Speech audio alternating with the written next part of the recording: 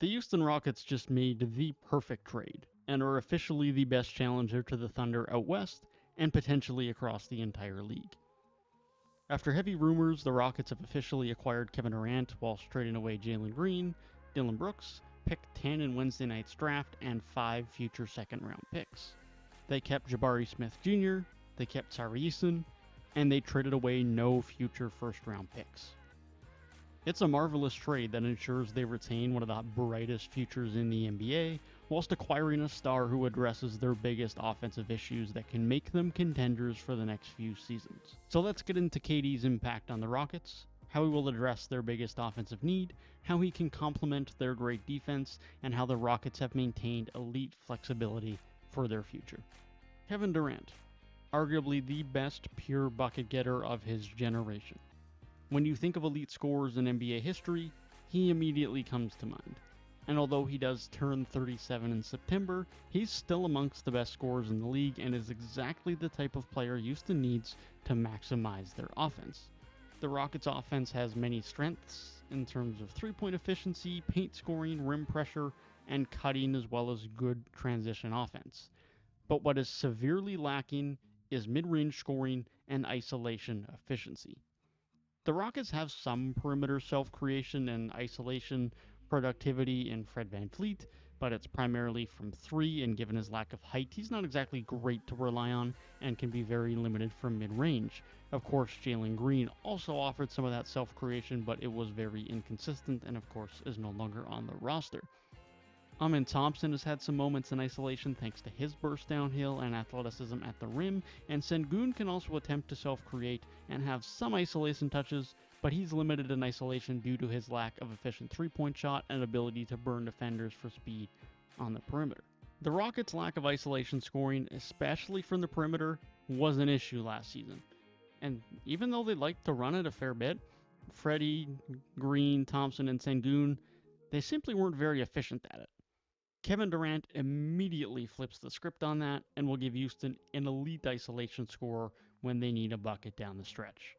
KD is one of the best mid-range scorers in the league, and one of the highest volume mid-range shooters in the league at that, and as much as the mid-range is a dying shot in the modern NBA, having stars who can attack closeouts and create their own in the mid-range is crucial to opening up an offense for open threes and backdoor cuts, something this Rockets offense feasts on and will largely benefit from KD's impact. Having KD be a secondary playmaker alongside the already great playmaking of Freddie, Amen Thompson, and Sengun will make for a very fluid and connective Rockets offense, and that can continue to create open threes from great ball movement and off-ball movement, especially that off-ball movement on cuts from guys like Amen Thompson, Jabari Smith Jr., and Tari Eason. Now, with all of this impact by KD, it's always important to remember just how efficient he is as a scorer. This past season, even still at age 36, on a terrible Suns team, he shot well above his career averages from the field while shooting 6 threes a night for the first time since he left the Warriors. This will bode very well for the continued efficient three-point shooting in Houston, whilst hopefully aiding their very low volume of threes that they took last season. With Sengun and Thompson starting, the spacing can sometimes be interesting in Houston, but KD will certainly help this, and given the severe lack of spacing he had at times in Phoenix last season, he's clearly shown a lack of spacing is not an issue for his efficient scoring. Now obviously the offensive impact is most evident for KD and will be the most important for the Rockets, but it's worth considering how Durant fits into their defensive identity. Now certainly KD is not going to be as good as Dillon Brooks was on the defensive end, but he can certainly have an impactful role. Amen Thompson and Jabari Smith Jr., with assistance from Tari Eason and Fred VanVleet, will pick up the point of attack defense responsibilities, so losing Brooks isn't going to be a big deal by any means in this role of the Rockets' defense. KD will likely play as the help man, sagging off of the opposition's worst wing and using his absurd length to create havoc in help side and potentially providing some additional rim protection. This will be especially useful when Steven Adams is not on the floor. I don't expect Durant to be some great defender here like he was at times in Golden State, but I do expect him to have a overall positive impact here and not be an overall negative to the Rockets' strong defensive identity. Now, after all the positives, there's two concerns one could have about acquiring KD, so let's address those. Those being, his availability, considering his recent injury history and age, and his future. Again, somewhat given the age, but primarily given the fact he enters the season with only 1 year left on his contract. Now, the availability concerns are certainly valid for Durant. Since the brutal injuries at the end of his Warriors tenure, he's certainly had some injury-plagued seasons. But the good news is the last 2 seasons have been his most available seasons since he had those injuries in the Bay Area. Now, certainly as he turns 37 with the injury history, it's valid to have concerns about his future health. But more recent history would indicate that relative health could be more of the norm. The other positive is that this is a team with great high quality depth that can still have great regular season success if he needs to play less minutes or even miss some games, and can still be a competitive roster if he does miss some time throughout the regular season. You just need him available for the playoffs, where he has historically had moments of pure brilliance. The other concern involves the only 1 year remaining on his contract, but I wouldn't consider this a great cause for concern.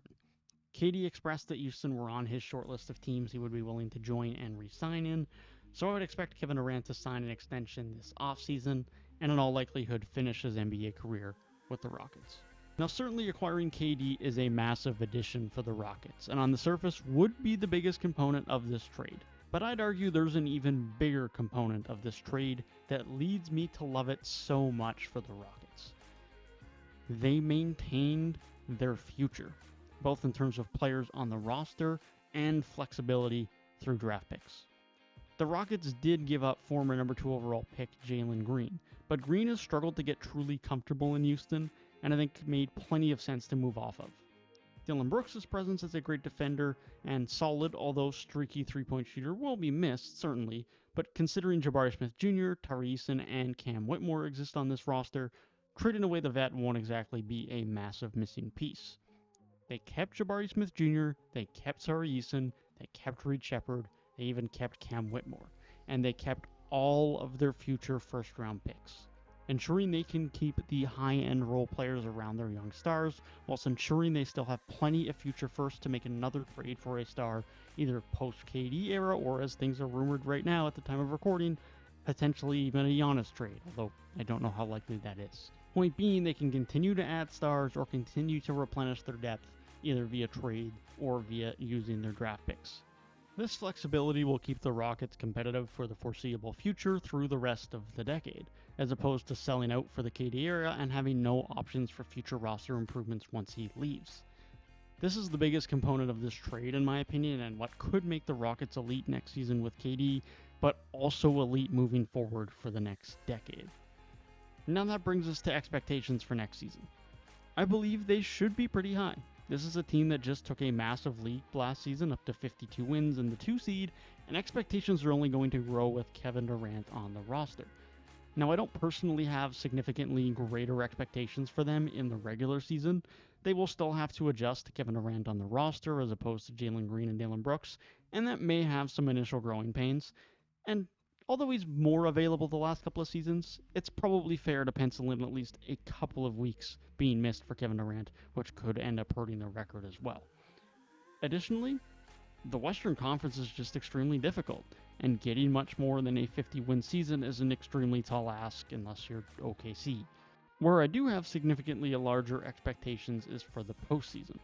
After their first playoff appearance as a group, and now the addition of Kevin Durant to Fred VanVleet as players with NBA Finals winning experience on the roster, the Rockets should be making a deep playoff run.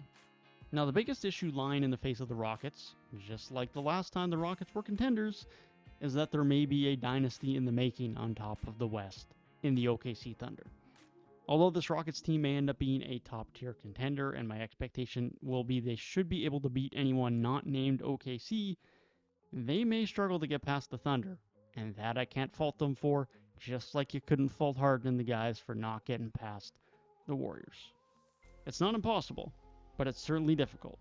Once again, an elite Rockets side has to deal with a budding dynasty.